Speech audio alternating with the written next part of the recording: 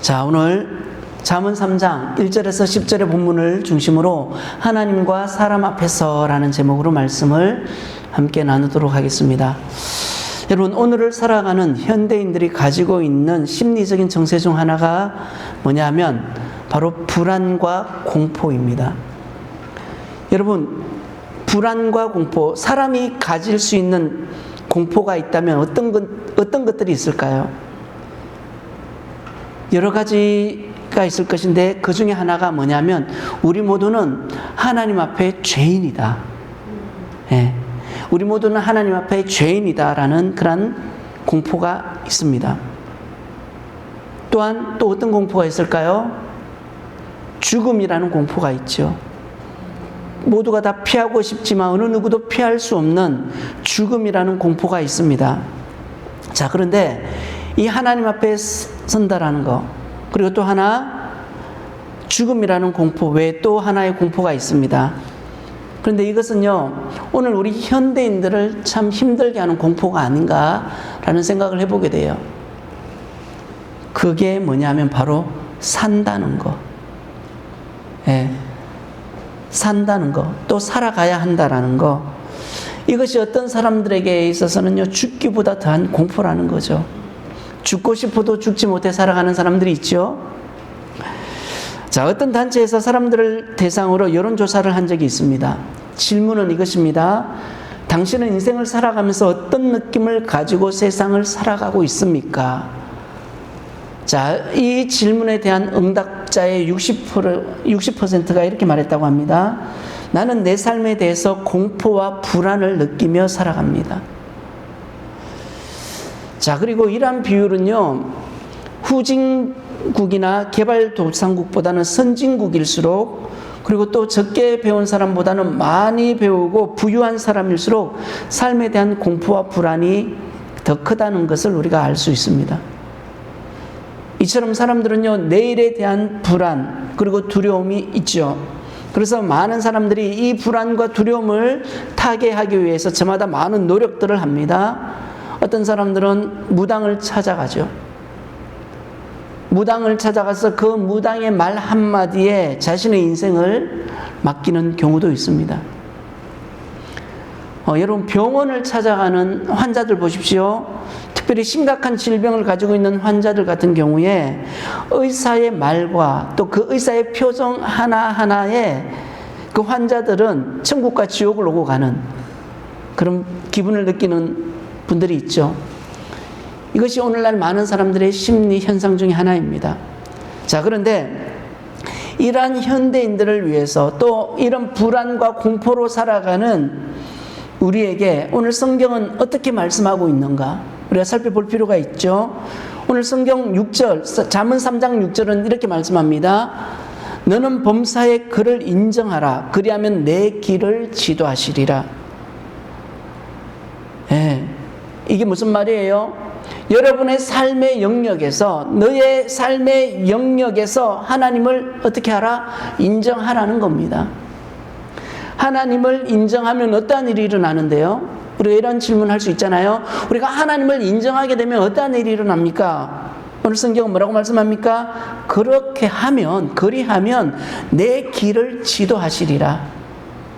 여러분, 세상을 향해서 불안과 두려움과 공포에 떨고 있는 우리 인간에게 하나님께서 주신 약속이 뭐예요?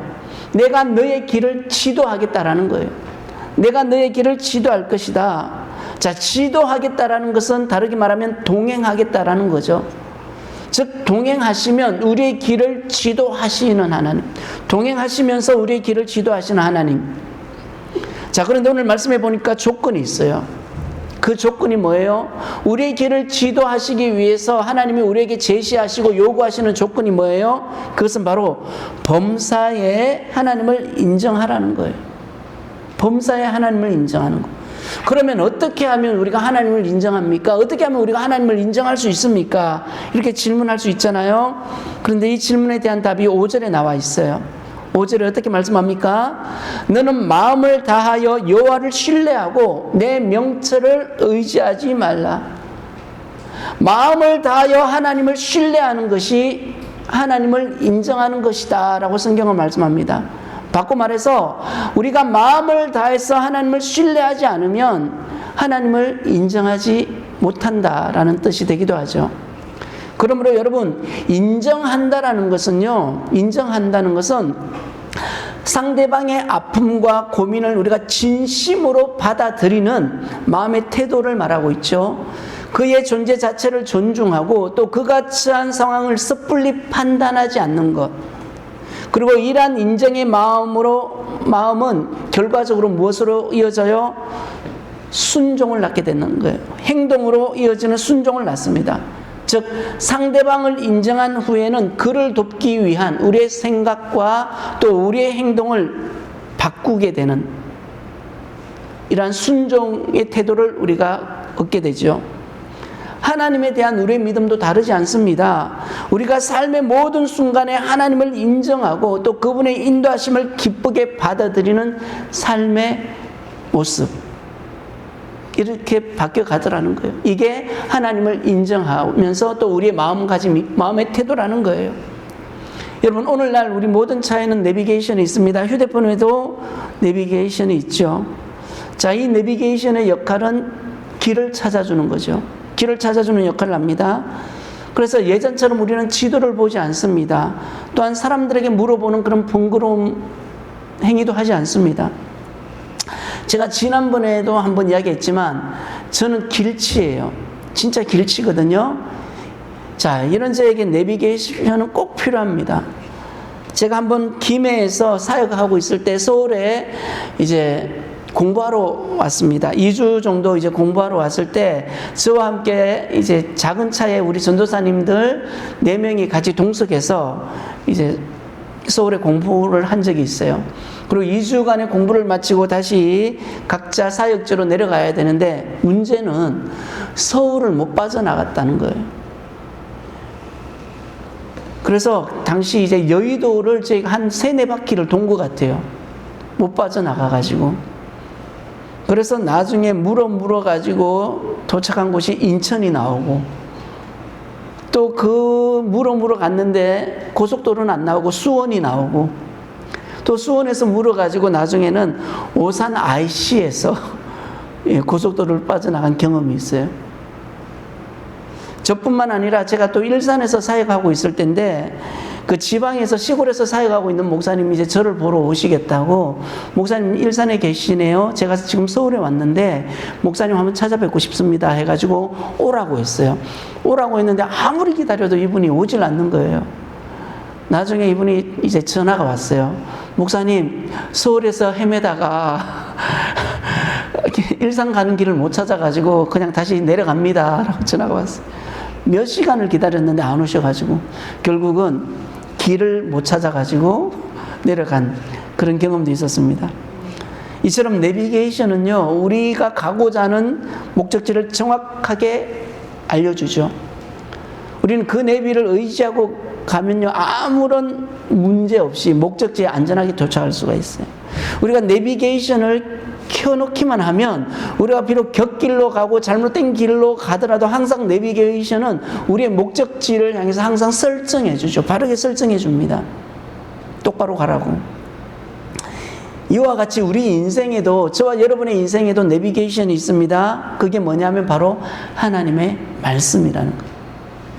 그래서 시편 37편 5절을 보시면 너의 길을 여호와께 맡기라. 저를 의지하면 저가 이루시고, 또 잠언 3장 6절에 너는 범사의 그를 인정하라. 그리하면 내 길을 지도하시리라. 여러분, 우리가요, 내비게이션을 신뢰하며 목적지를 안전하게 가듯이 우리가 하나님의 말씀과 그 하나님의 약속을 우리가 신뢰하면 그분은 우리를 안전한 길로 인도하신다는 거예요. 하나님이 우리의 인생길을 지도하시면 우리가 길을 잃어버리지 않고 헤매지도 않고 더 나아가서 시행착오도 범하지 않죠. 그래서 시편 118편 8절과 9절을 보시면 이렇게 말씀합니다. 여호와께 피하는 것이 사람을 신뢰하는 것보다 나으며 여호와께 피하는 것이 고관들을 신뢰하는 것보다 낫도다. 여러분, 이 말이 뜻하는 바가 뭐예요? 내가 사람 믿고 내 인생을 맡겨보았더니 아무런 의미도 없고 남은 것은 상처와 실망뿐이다라는 거예요. 그러므로 우리가 의지할 대상은 사람이 아니고 오직 하나님이시더라. 하나님밖에 없더라는 것이 시편 기자의 고백이라는 겁니다. 그렇다면 우리가 여기서 또 질문을 하나 던질 수가 있거든요. 그러면 우리가 어떻게 하면 하나님을 전적으로 신뢰할 수 있습니까? 사실 우리도 하나님을 신뢰하고 싶은데 어떻게 하면 하나님을 전적으로 신뢰할 수 있나요? 자, 여기에 대해서 성경은 세 가지 힌트를 주는데 첫 번째가 뭐냐면 하나님을 알아야 된다는 거예요. 하나님을 알아야 될 거 아니에요. 그분이 누군지 우리가 알아야 그분을 신뢰할 거 아니에요. 우리가 상대가 누구인지 알아야 그분에 대해서, 상대에 대해서 우리가 신뢰를 하든 말든 하죠. 신앙도 마찬가지입니다. 우리가 하나님을 신뢰하기 위해서는 첫 번째 하나님을 알아야 된다. 또 하나 우리가 기억해야 될 것은 하나님께서 믿음의 자녀들에게 주신, 성경에 보니까 뭐가 있어요? 약속이 있어요. 그러면 그 하나님의 약속이 무엇인지 우리는 또 알아야 된다는 거죠. 하나님을 알고 또 하나님께서 우리에게 주신 약속이 무엇인지 알아야 되는 거. 그리고 마지막 세 번째는 뭐냐면 우리가 하나님을 아는 지식과 더불어 두 번째 하나님의 약속을 믿고 마지막에는 하나님을 온전히 신뢰하는 거. 바꿔 말하면 하나님을 믿는 거. 하나님을 믿어야 된다는 거.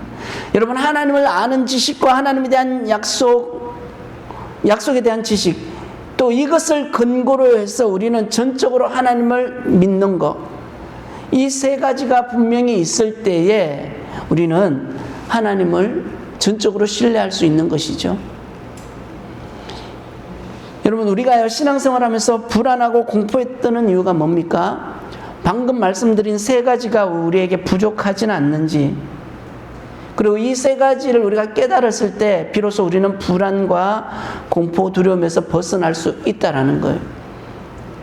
여러분, 우리가 하나님을 믿는다라고 말하는 우리지만 그럼에도 우리가 하나님이 여전히 누군지 모르는 분들이 많죠. 하나님이 어떤 분인지 잘 모르는 분들이 많아요. 그리고 하나님께서 우리의 인생길을 인도하시겠다, 내가 너를 반드시 지키고 보호할 거다라고 분명 약속의 말씀을 주셨음에도 불구하고 여전히 그 약속의 말씀을 불신하고 의심하는 사람들이 있지요. 지식이 있든지 아니면 믿음이 있든지 이 두 가지 중에 하나는 있어야 되는데, 자, 이 두 가지 중에 하나가 있으면 그래도 그나마 의지를 하든지 아니면 맡기든지 할 텐데, 이러한 부분들이 많이 결여가 되어 있다 보니까 우리 안에 불안과 공포와 두려움이 있더라는 거예요. 여러분, 그래서 성경은 항상 우리에게 말합니다. 우리가 하나님을 전적으로 신뢰하기 위해서는 하나님을 아는 지혜가 필요하다. 이스라엘 백성들이 왜 고초를 당했습니까? 왜 이스라엘 백성들이 바벨론의 포로로 끌려가서 그렇게 힘든 삶을 살아야 됩니까? 성경에 하나님 뭐라고 말씀합니까? 이 백성이 나에 대한 지식이 부족했어. 하나님을 아는 지혜가 부족해서 얘네들이 이렇게 고초를 겪을 수밖에 없다라고 말합니다. 그래서 그들이 나중에 깨달은 게 뭐예요? 하나님을 알자. 힘써 알자. 여호와를 힘써 알자. 하나님을 아는 것이 우리의 힘이니라. 여러분, 그 하나님의 약속의 말씀을 또 우리에게 또는 나에게 주시는 말씀으로 붙잡아야 합니다. 그리고 거기에다 전적으로 하나님을 믿을 수 있는 그 믿음이 우리에게 있어야 된다는 거죠. 그럴 때 비로소 우리는 하나님을 신뢰한다 말할 수 있죠.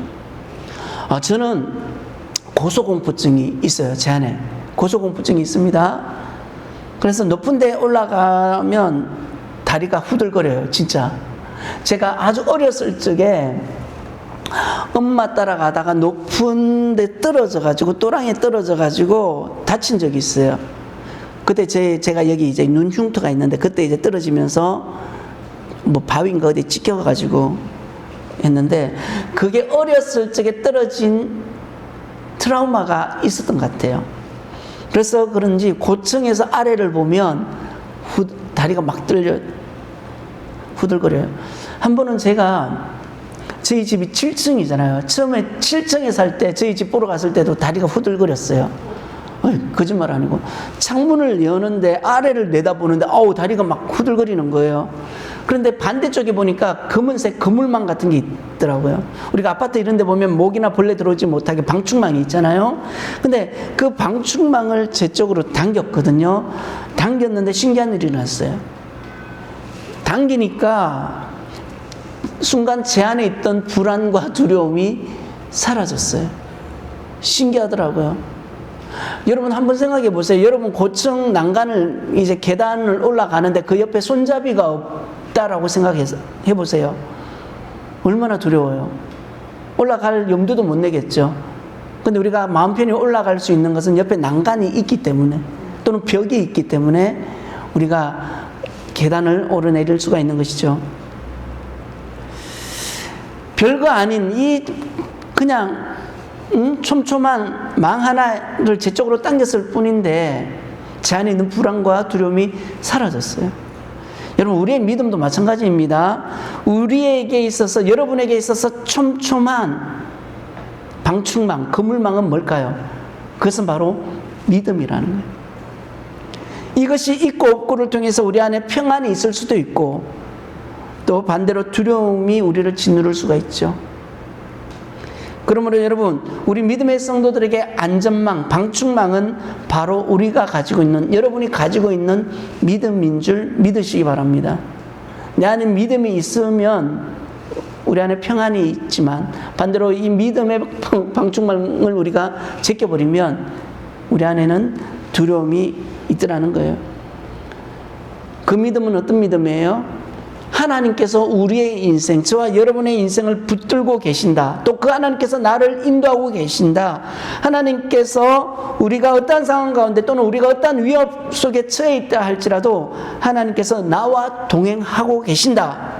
이 믿음, 이 믿음의 방충망이 저와 여러분에게 있기를 주의 이름으로 축복합니다. 예. 또 하나 우리가 생각해 볼 것은요, 범사에 하나님을 인정하는 것이죠. 그래서 오늘 말씀해 보면 내 명철을 의지하지 말라. 내 명철을 의지하지 말래요. 이 말씀은 스스로, 너 스스로 지혜롭다라고 생각하지 말라는 거예요. 여러분, 하나님은 우리보다 지혜로우신 분이기 때문에 우리의 길을 지도하실 수가 있는 거죠. 여러분, 우리의 기도가요, 다 응답받는 것이 다 축복은 아닙니다. 때때로 하나님이 우리보다 더 지혜로우시기 때문에 어떠한 경우에 우리가 원하는 것 또는 우리의 기도를 들어주지 않는 경우도 있으시죠. 요셉처럼 하나님의 꿈을 꿨어요. 좋은 꿈이에요. 앞으로 이 요셉에게 어떠한 일이 일어날는지에 대한 미래를 예견하는 꿈이에요.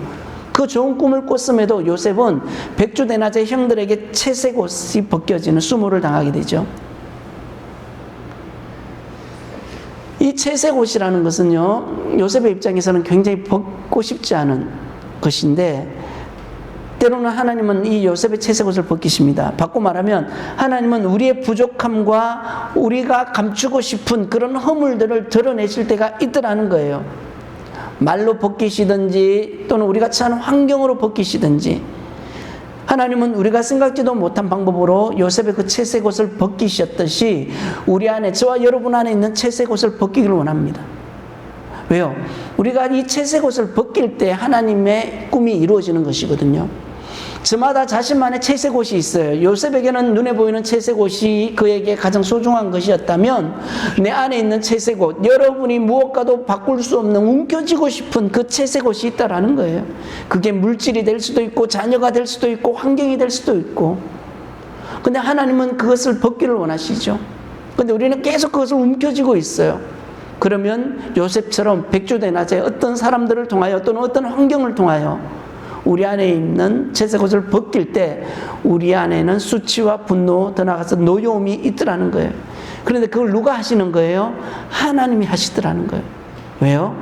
요셉을 왜 그렇게 하셨습니까? 요셉에게 하나님 꿈을 주셨잖아요.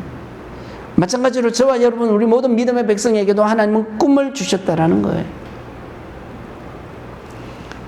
하나님은 우리보다 멀리 보시는 분이시죠. 저희보다 훨씬 더 멀리 보시고 또 지혜로우신 분이시고 그분은 우리의 인생의 시나리오를 작성해 가시는 분이기 때문에 지금 우리가 이렇게 움켜쥐고 있는 이 채색 옷이 그렇게 중요한 게 아니다라는 것을 우리 하나님은 너무나 잘 알고 계시는 거죠. 우리 아이들을 키우면 그러잖아요. 우리 아이들이 별거 아닌 거 가지고 진짜 목숨 걸 때가 있어요. 우리 애들도 마찬가지거든요. 별거 아닌 거, 음식 하나에 목숨 걸고, 자전거 하나에 목숨 걸고, 진짜 당근에 물건 하나 주문했는데, 얘 좀 기다리면 더 좋은 거 나와 하는데도, 아니야, 금방 팔릴 거야, 없어질 거야. 완전 목숨 걸거든요. 근데 우리 부모 입장에서는, 아니야, 그게 그닥 중요한 게 아닌 거 알잖아요. 시간 지나면 가격이 다운되고, 더 좋은 게 나오는 거 아는데, 아니요, 걔 눈에는 그것만 보이는 거예요. 이게 제일 좋아 보여. 이거 놓치고 싶지 않아요. 지금 우리 아들이 지금 그래요. 자전거에 지금 빠져가지고, 이 자전거 아니면 안 된대. 아니야, 기다려. 지금 걔랑 지금 계속 싸우고 있어요. 아침 저녁에도 마사지 해주면서, 쭉쭉이 제조해주면서 계속 자전거 노래를 불러. 그럼 나는 계속 기다려 하거든요. 우리의 모습이 이와 같지 않나? 하나님은 자꾸 기다려. 더 좋은 거 올 거야. 기다려. 근데 자꾸 우리는 우리 눈에 보이는 거 가지고, 아니야, 이거 아니면 안 돼. 막.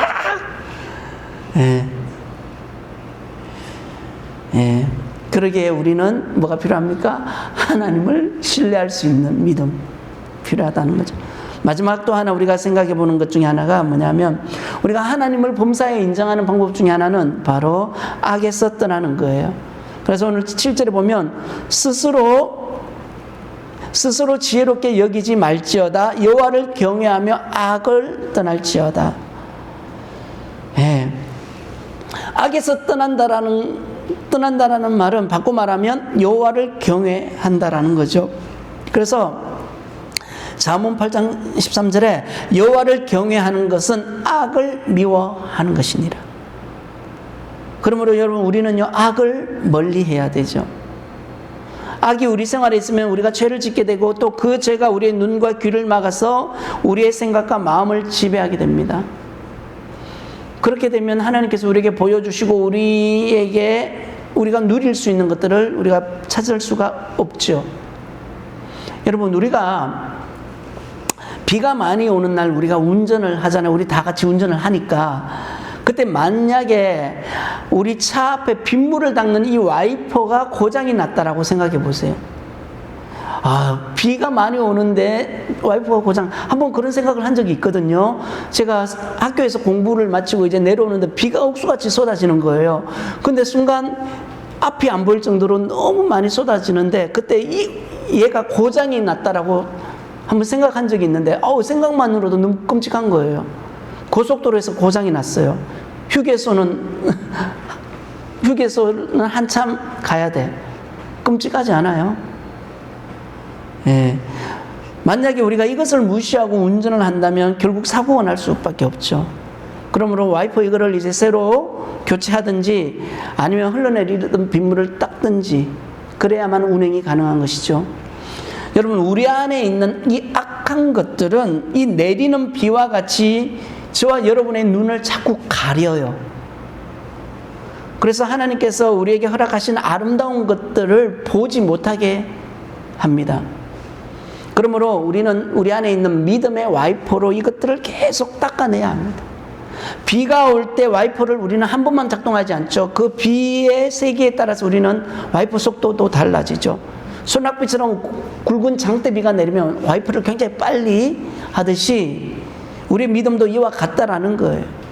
우리 눈을 가리고 있는 죄악들을 향해서 우리는 믿음의 와이퍼를 계속 작동시켜 나갈 때 비로소 우리는 악을 멀리할 수가 있고 하나님을 인정하는 믿음을 소유할 수가 있는 것이죠.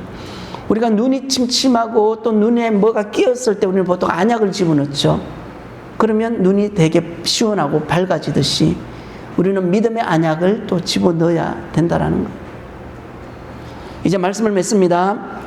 여러분, 오늘 주신 말씀 기억하면서 하나님을 믿는 믿음으로 우리 안에, 저와 여러분 안에 있는 공포, 두려움을 물리쳐내는 은혜가 있기를 주의 이름으로 축복합니다. 하나님께서 저와 여러분의 길을 인도하실 것을 믿고, 또 하나님께서 성경의 약속의 말씀으로 우리에게 주셨잖아요. 그 약속이 오늘 나에게 주신, 우리에게 주신 약속이라는 것을 우리가 온전히 신뢰하며 나아갈 때 하나님께서는 반드시 저와 여러분들을 축복하실 것입니다. 그 믿음 가지고 살아가시는 저와 여러분 되시기를 주의 이름으로 축복합니다. 기도합니다.